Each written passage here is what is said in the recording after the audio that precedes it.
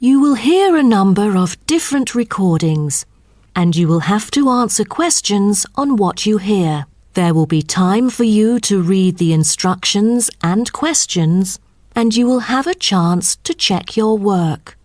All the recordings will be played once only. The test is in 4 sections. At the end of the test, you will be given 10 minutes to transfer your answers to an answer sheet. Now turn to Section 1.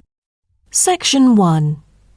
You will hear a conversation between a printing company employee and a customer. First, you have some time to look at questions 1 to 5.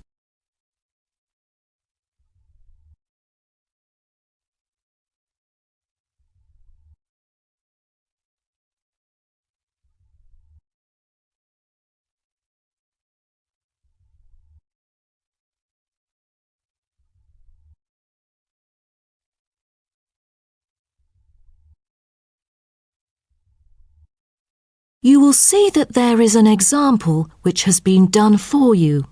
On this occasion only, the conversation relating to this will be played first. Good afternoon. Welcome to Matrix Printing. I'm John Smith. How can I help you? Good afternoon. I'm here to reprint a brochure for our hotel. There are some pages that need revising. The customer says the brochure sample needs revising. So, brochure has been written in the space. Now we shall begin. You should answer the questions as you listen, because you will not hear the recording a second time. Listen carefully and answer questions 1 to 5. Good afternoon. Welcome to Matrix Printing. I'm John Smith. How can I help you? Good afternoon. I'm here to reprint a brochure for our hotel. There are some pages that need revising. Sure. How may I address you? Oh, I'm Mary Jane from Central Hotel Chains. Nice to meet you. I've got samples of the previous version. I assume it is your company's advertising brochure. Yes. What exactly is the problem? Well, it was printed the year before, so some of the information is already out of date. There are also a couple of problems with the layout. Firstly, the letters of the address on the front page are far too small. It's hard to see when glancing at the cover. How big do you need it to be? Increase the letters by 3 font sizes. Just a minute. Let me take notes of your requirements. Okay, what else needs changing? The information regarding the pool should be deleted because it is currently under renovation and is not available. So, all of the relevant descriptions on page 2 should be removed? What do we replace it with? We can't just leave the whole page blank. Just fill it in with the introduction of our newly opened gym. I've included all the relevant information here in this flash drive. Let me check. I see. No problem then. What is also bothering us is that the description under the top photos on page 4 is incorrect. The word lounge needs to be replaced with reception. Fully noted. Is that all? No, there is more. Turn to page 5.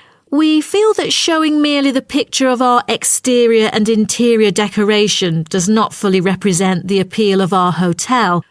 On second thought, we've decided to use a picture with the view of the hotel. Do you have the original copy of the picture?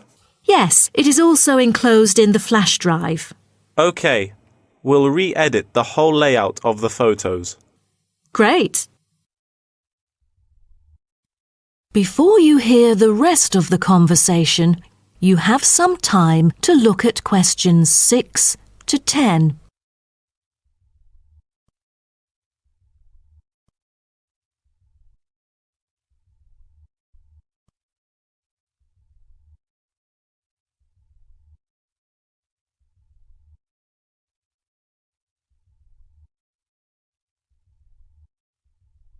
Now listen and answer questions 6 to 10. Let's turn to the next page. Yes. What's wrong with that? It seems perfectly fine to me. At first sight, it seems fine, but according to the feedback of the customers, the prices do not stand out. So, we want to change the print from black to red to make it pop out. Okay, I've made notes of all of your requests. Is there anything else? I appreciate it. Just one final request. Could you translate the whole brochure into Spanish? We have customers worldwide, you know, especially those from Latin countries. No problem. What about other languages, like Japanese, Chinese, or German? These are our most popular target languages. I have to ask the manager about the Chinese version. There's been a surging number of Chinese clients during recent years. However, we don't need German or Japanese translations, as we currently don't have many customers from those two countries. Sure. Just keep me updated. So, roughly, when could we get the revised print? We need it before the end of July. It's late June now. Roughly, it'll take 3 weeks to re-edit. So it will definitely be ready before the deadline. Great. To where shall we send the samples? The address is number 9 Green Drive, Clifton, NY 21300. How do you spell Clifton? CLIFFTON, Clifton. And the telephone number? It's 9030366602. Also, if you have any further questions, you can reach me through this number. Okay. That is the end of section 1. You now have half a minute to check your answers. Hello friends, section 4 is the most important. So उसको complete करने की कोशिश कीजिए. इस video के like और subscribe कीजिए और शेयर कीजिए विद अदर पीपल्स. इससे बेनिफिट हो. और मोर ऑफ दिस के लिए बेल आइकन को दबाना मत भूलिएगा.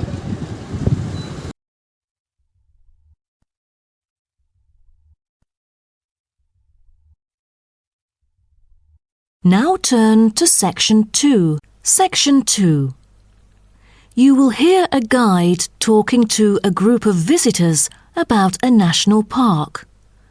First, you have some time to look at questions 11 to 16.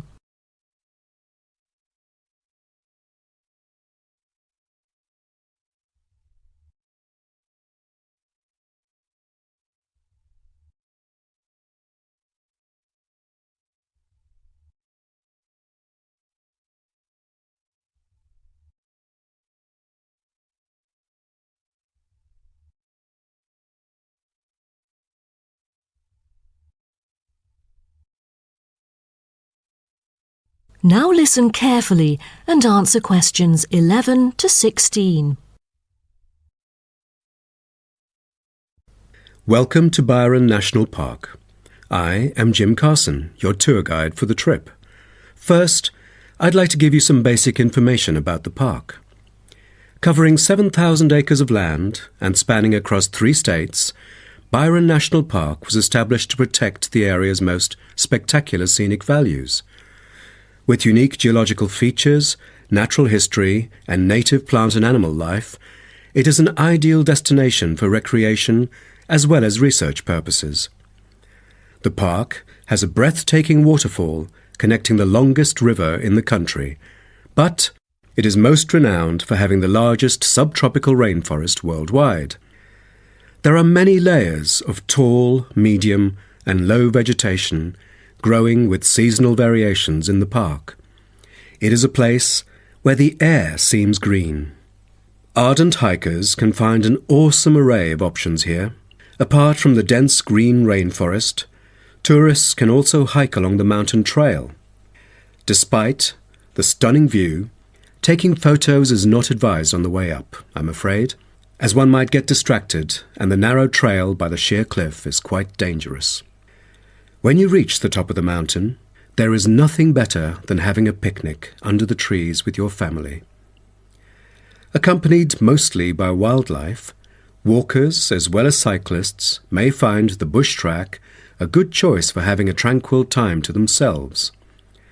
As your tour guide, I suggest that only expert hikers take the creek circuit, because its beautiful and inspiring scenery through the subtropical jungle is paralleled by its physical challenges.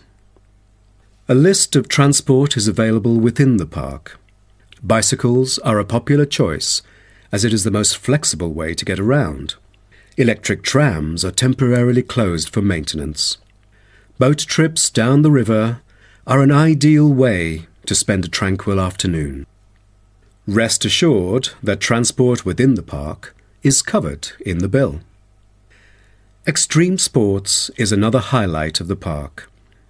There are, for adventurous grown-ups, especially those who are comfortable with having a racing heart, scary as it may sound, it is actually safe to participate in extreme sports under strict instructions and close supervision.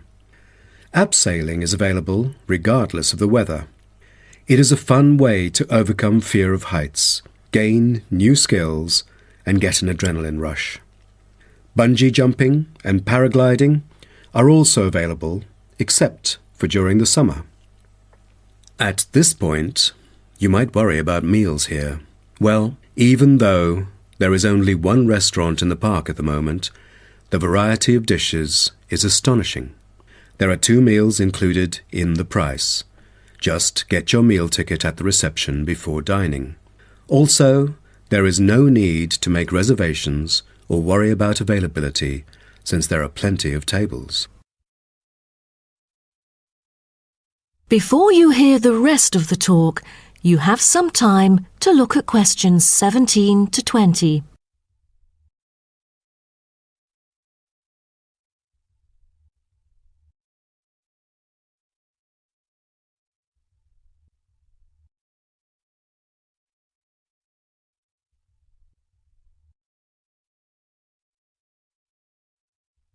Now listen and answer questions 17 to 20.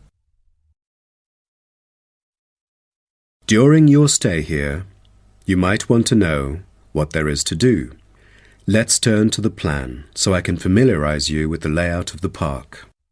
Most tourists would choose to stay in our guest house, located in the southeast corner.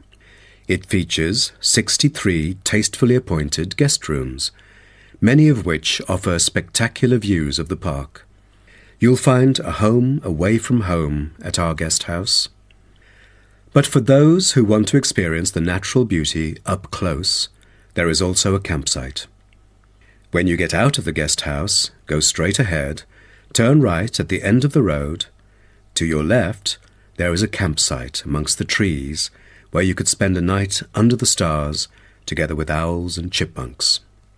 If you look at the top left of the plan, you will notice a picnic area.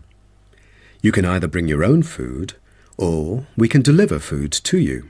Barbecue is an option. The business centre is situated directly opposite the picnic area. It provides flexible, fully serviced offices, conferencing suites, meeting rooms, and is equipped with the latest multimedia facilities.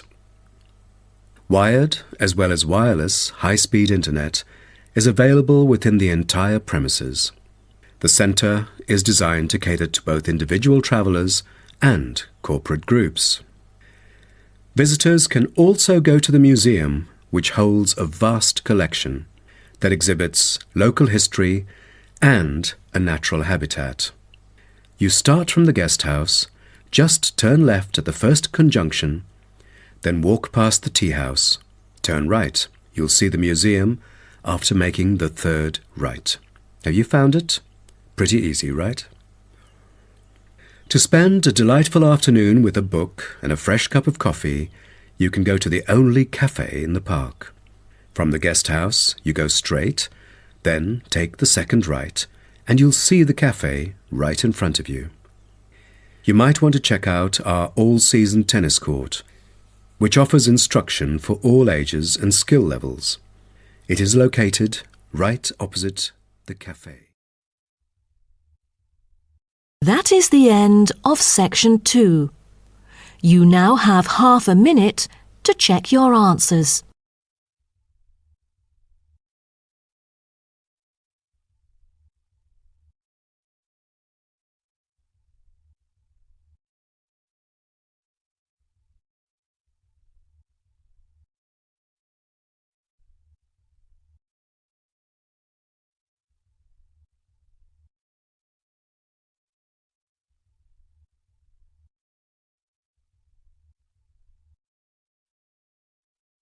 Now turn to Section 3. Section 3. You will hear two students called Helen and Paul talking to their tutor about a nursing course. First, you have some time to look at questions 21 to 24.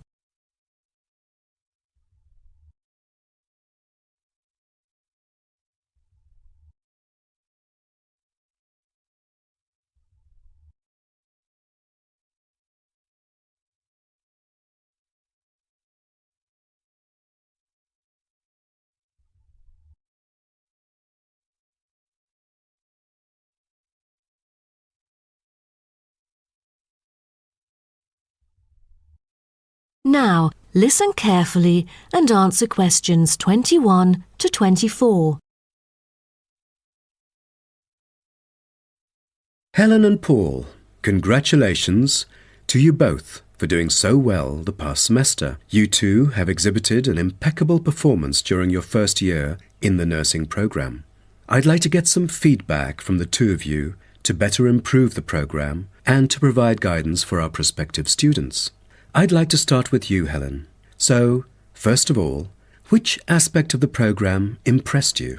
Well, to be honest, when I was enrolled into the course, I was expecting a group of classmates my age. But as I stepped into the classroom for the first time, I was surprised by the diversity. Most were in their 20s, but there were also those in their 30s or even 40s. As it turns out, the intergenerational communication has sparked intense debate and new thinking, and I think that's something special about the programme that I appreciate very much. What about you, Paul? What do you think of the programme? For me, the group project we carried out last semester is another key feature of the program. The whole class was divided into 8 different groups, working on 8 prospective cases. Team-building sessions were conducted in a collaborative way most of the time. Comprised of 5 members, our group studied acute pancreatitis. During the process, we broke the task into different parts and assigned them to each member. We were then able to tackle the complex problem by pooling our knowledge and skills. More importantly, stronger links were established between the group members. Because of the project, we've all become good friends. That's true. According to graduates, group projects prepare them for the work world in which teamwork and collaboration are increasingly the norm. So tell me, Paul, what else do you like about the program? I want to be a registered nurse working in a public hospital after graduation. So the internship provided is a valuable opportunity for clinical practice in a supportive learning atmosphere. However, I was amazed by the amount of written assignments since I thought the course should have focused more on practice-oriented learning. Well, I have to disagree with you, Paul. The essays demonstrate your understanding of the course. For me, writing essays is a process that involves critical thinking, which challenges me to develop my points more thoroughly. I thus manage to gain a diversity of perspectives. The program is designed to deliver basic and advanced theoretical knowledge of core concepts, including healthcare systems concepts, together with practicum or clinical practice experience to bridge the classroom content to the practice setting. So, I'm afraid written work is unavoidable. Also this year, we've added a module of law. How do you feel about that? At first, we felt that learning law is kind of redundant and too time-consuming. After a few sessions, we realised that it is necessary in dealing with future medical disputes.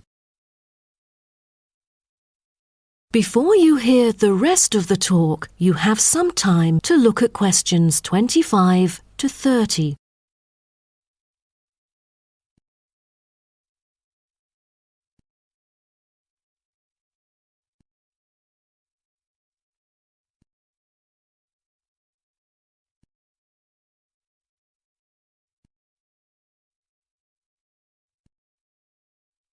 Now, listen and answer questions 25 to 30.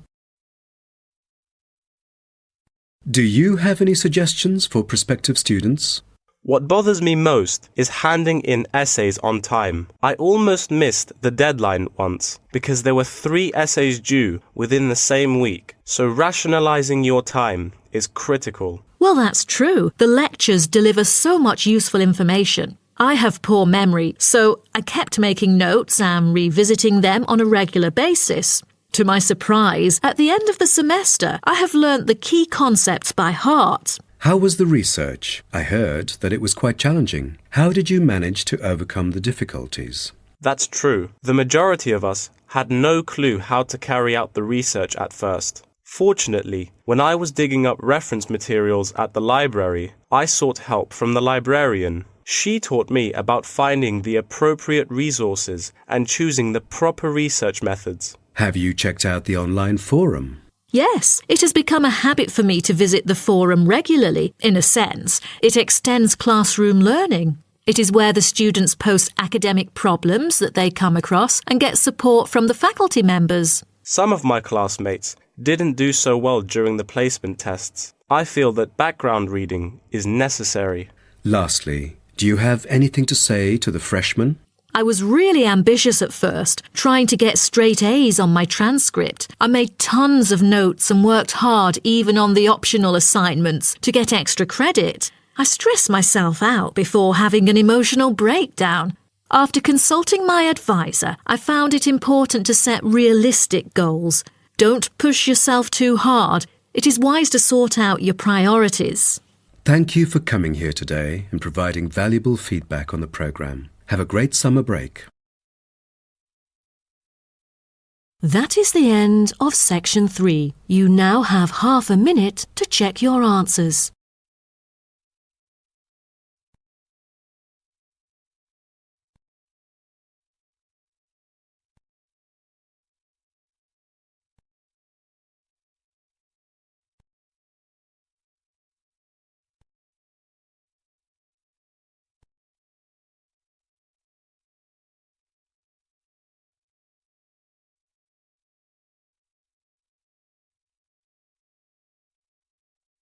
Now turn to section 4. Section 4. You will hear part of a lecture about African penguins.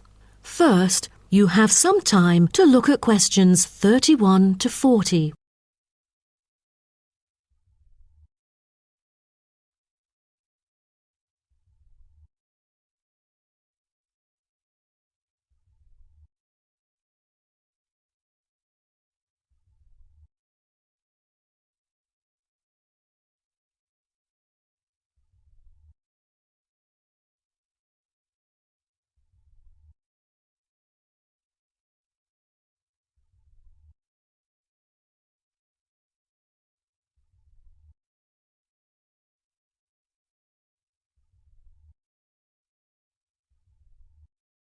Now, listen carefully and answer questions 31 to 40. Good morning, everyone.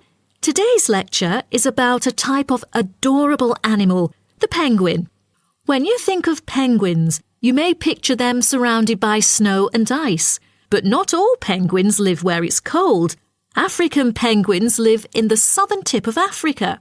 They are usually found within 40 kilometres of the shore and on a number of its surrounding islands. African penguins are also known as jackass penguins because they make donkey-like braying sounds to communicate.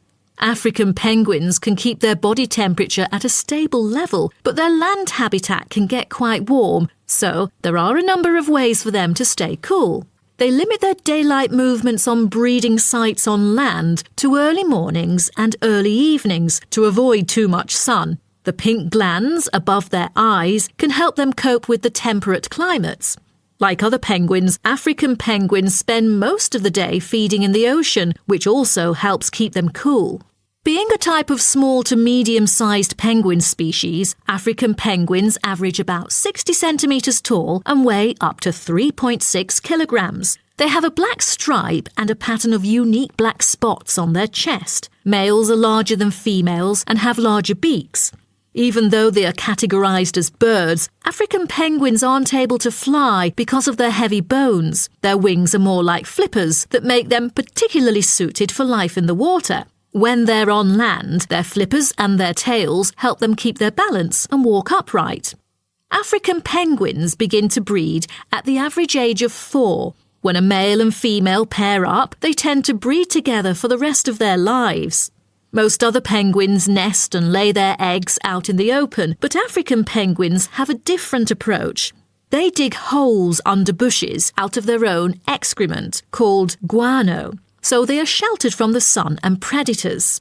The African penguins survive on a diet that is comprised mainly of marine organisms. They feed primarily on fish like sardines, along with the occasional squid and shellfish. But when normal food is in short supply, they eat tree roots as well. The streamlined body of the African penguin allows it to move through the water like a rocket, capable of reaching a speed of around 20 kilometers per hour when hunting for food.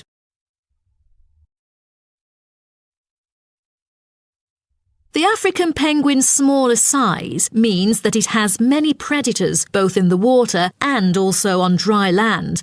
Their natural predators at sea include seals and sharks. The biggest threat to them on land is not just towards the adult penguins. The penguin chicks are sometimes taken by seagulls into the air and dropped from above.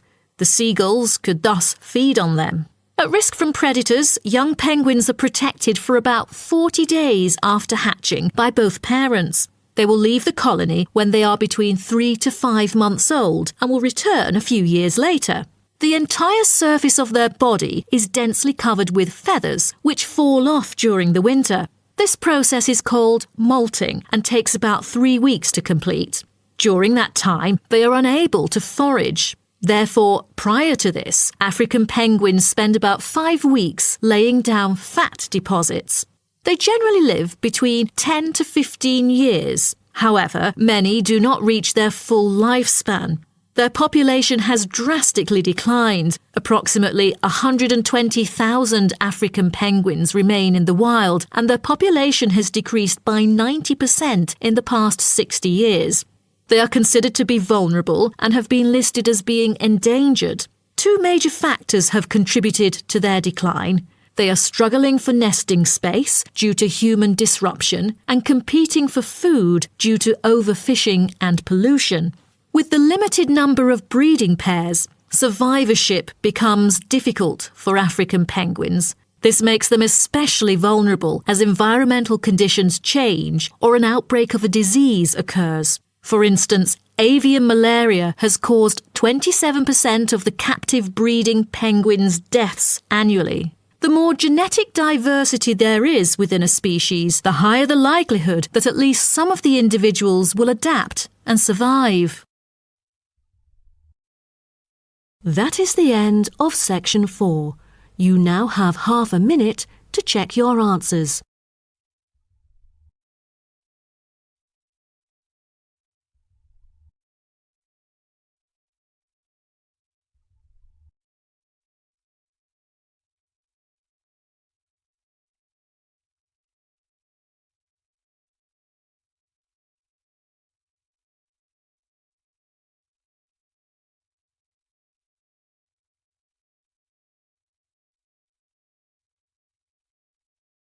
That is the end of the listening test. In the Ielts test, you will now have 10 minutes to transfer your answers to an answer sheet.